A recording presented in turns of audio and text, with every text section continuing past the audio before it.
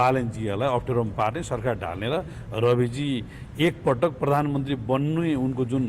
महत्त्वकांक्षा छ त्यो महत्त्वकांक्षालाई सहकारी ठगी सङ्गठित अपराध र सम्पत्ति शुद्धिकरणको मुद्दाका कारणले उनी पछाडि परेका हुन्। ती सबै मुद्दा भटाभट छोटाउने कुरामा महान्यायाधिवक्ताको नियुक्तिदेखि लिएर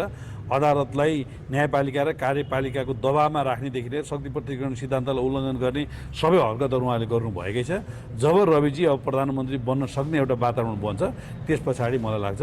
बालनजीको अन्त्य हुन्छ र बालनजी चाहिँ राजसभाभित्रको आन्तरिक द्वन्द्व र बाह्य आन्दोलनका कारणले चाहिँ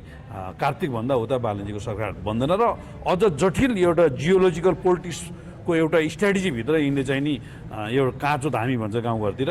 त्यो खली खाएको धामी चाहिँ नि फेस गर्न सक्छ। काँचो धामीलाई चाहिँ नि वरिपरिका वीर खेल्नेहरूले बाण हान्दिएपछि चाहिँ ठाउँको ठाउँ ढालिदिन्छन् भने त्यो बालेन सुदनहरू चाहिँ यो सरकारका काँचो धामीहरू हुन् र यी काँचो धामीहरूले चाहिँ नि अन्तर्राष्ट्रिय जियोलोजिकल पोलिटिक्सको स्ट्राटेजीभित्र यिनीहरू जुन कच्चा खेल खेल्दछन् यिनलाई चाहिँ राम्रै बाण हानेर यिनीहरू चाहिँ नि थला पर्नेवाला छन्। त्यसो भएको हुनाले अन्तर्राष्ट्रिय शक्ति देशभित्रकै विपक्षीहरू र गरिब जनताहरू र रवि लामिछाने लगायत पार्टीभित्रको आन्तरिक यिनीहरूको विरुद्धको अन्तर्विरोध अथवा चाहिँ नि प्रतिरोध यी तीनटा कारणले चाहिँ कार्तिकभन्दा मङ्सिरमा बालन सरकार जाँदैन। सबभन्दा डरलाग्दो कुरा त के हो भने जटिल जियोलोजिकल पोलिटिक्सभित्र त्यो स्ट्राटेजीभित्र नेपाललाई फसाउने काम भयो। हिजो एमसिसी हुँदै एसपिपी हुँदै अनेक खालका साम्राज्यवादी मुलुकलाई सपोर्ट हुने खालका